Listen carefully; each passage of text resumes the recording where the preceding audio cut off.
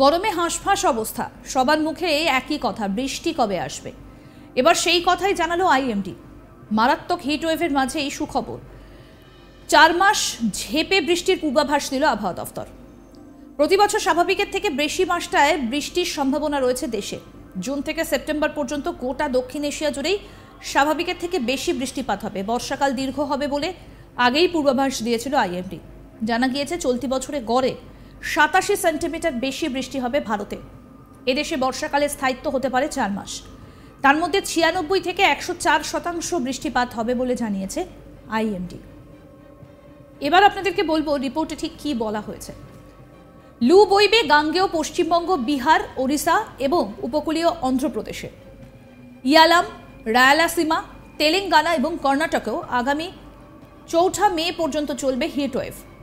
তামিলনাড়ু, পুদুচেরি এবং করাইকালে হিটওয়েভ চলবে আগামী 3রা মে পর্যন্ত। তবে এবারের বর্ষাকে দুভাগে ভাগ করা হয়েছে, এপ্রিল থেকে জুলাই এবং জুলাই থেকে সেপ্টেম্বর। এল নিনোর প্রভাবে প্রথম অর্ধে তাপমাত্রা বাড়বে, তবে দ্বিতীয় অর্ধে পরিস্থিতি থাকবে সন্তোষজনক। বর্ষা আসার স্বাভাবিক সময় 10ই জুন, তবে চলতি বছরে কবে বর্ষা পা রাখবে তা এখনো পর্যন্ত জানায়নি আইএমডি। প্রসঙ্গত আপনাদের বলি, মঙ্গলবার কলকাতার আলিপুর এবং দমদমে 43 ডিগ্রি সেলসিয়াস তাপমাত্রা রেকর্ড করা হয়। আলিপুর আবহাওয়া দফতরের মতে গত 50 বছরে এটাই এপ্রিল মাসের সর্বোচ্চ তাপমাত্রা। 1980 সালে 25শে এপ্রিল 41.7 ডিগ্রি সেলসিয়াস ছিল তাপমাত্রা। 1954 সালের এপ্রিলে 43.3 ডিগ্রি সেলসিয়াস তাপমাত্রা ছিল।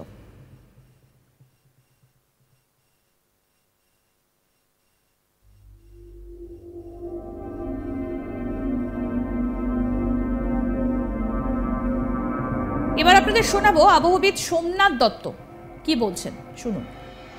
এটা হচ্ছে যে এখনো পর্যন্ত আমাদের রিজিয়নে যে উইন্ড পাচ্ছি আমরা, সেটা হচ্ছে mainly westerly and north westerly wind, যেগুলো হচ্ছে আপনার রিলেটিভলি ওয়ার্মার এবং শুষ্ক। সুতরাং এই কারণে আগামী আপনার 3-4 দিন আমরা আমাদের এরিয়াতে ওয়েদার মেনলি ড্রাই থাকবে এবং বিভিন্ন জেলাতে হিটওয়েভ, সিভিয়ার হিটওয়েভেরও সতর্কবার্তা দেওয়া হয়েছে। তো অলরেডি আজকে 2:30-এর সময় যে আমাদের যে ম্যাক্সিমাম টেম্পারেচার আছে, তাতে যে রেকর্ড আমরা পেয়েছি, তাতে কলকাতাতে ম্যাক্সিমাম টেম্পারেচার 2:30-এর সময় যেটা রেকর্ড হয়েছে সেটা 43 ডিগ্রি। তারপর 43 ডিগ্রি মানে এই সিজনে এটাই হচ্ছে হায়েস্ট, এই সিজনে এটা হায়েস্ট। এবং শুধু তাই এই সিজনে না, গত 50 বছরেও এটাই হায়েস্ট হবে। কারণ লাস্ট যে আপনার 1980 সালে যে আমাদের রেকর্ড আছে 25শে এপ্রিল, দ্যাট ওয়াজ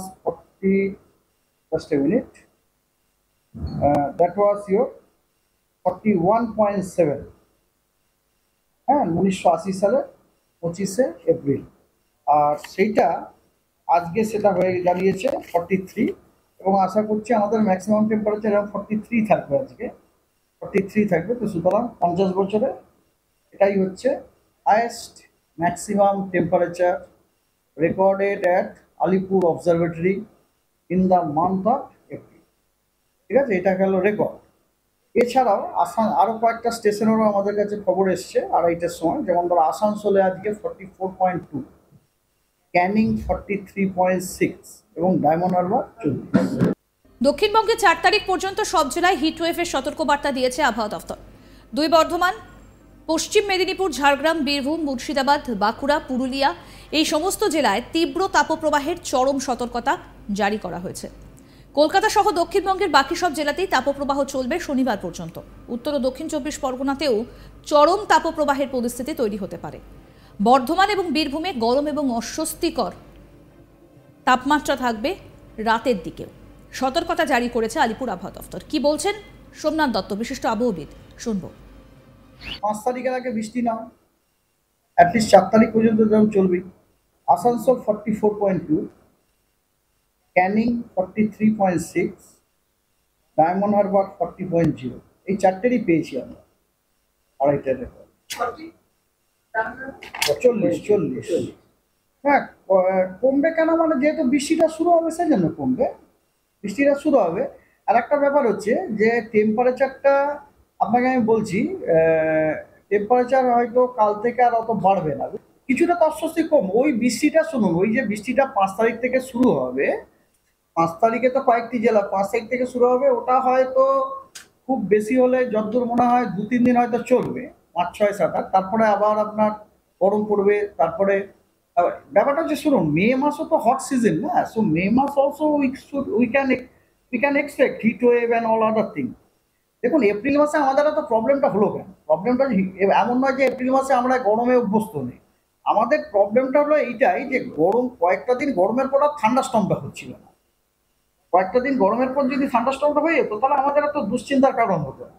তো ঠান্ডা স্টর্মটা হচ্ছিল না। আর ঠান্ডা স্টর্মটা না হওয়ার কারণ হচ্ছে আমাদের লো লেভেলে জলীয় বাষ্প পাওয়া যাচ্ছিল না। আর লো লেভেলের জলীয় বাষ্প না পাওয়া যাওয়ার কারণ হচ্ছে বে অফ বেঙ্গলের যে অ্যান্টিসাইক্লোন সেটা সেট হচ্ছিল না। সেটা কিন্তু এখনো ঠিকঠাক সেটিং নয়, টু স্পিক ফ্র্যাঙ্কলি।